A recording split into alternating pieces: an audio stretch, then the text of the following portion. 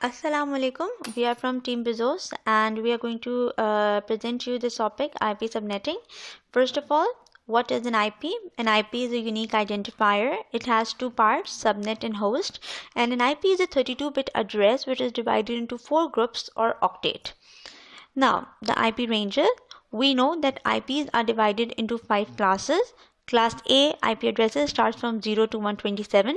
Class B IP addresses start from 128 to 191. Class C addresses start from 192 to 223. Class D addresses starts from 224 to 239. And Class E addresses starts from 240 onwards. Now, a subnet. A subnet is a subnetwork or a smaller network within a larger network.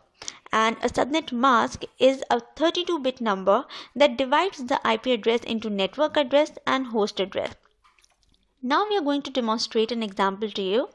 Consider this IP address, which is 192.168.10.5/26.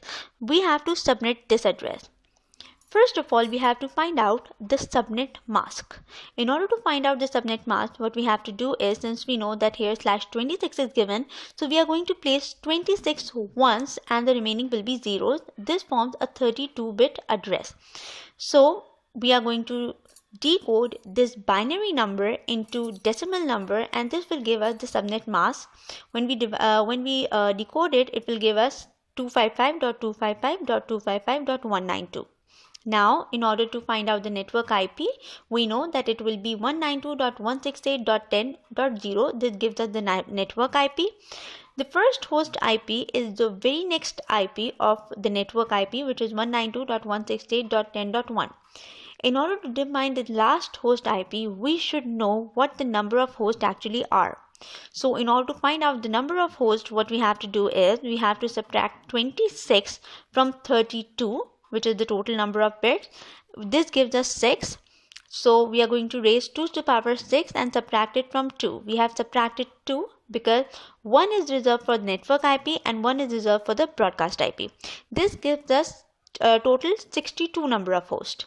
So the last host IP will be 192.168.10.62, since first host and last host gives us 62 number of hosts.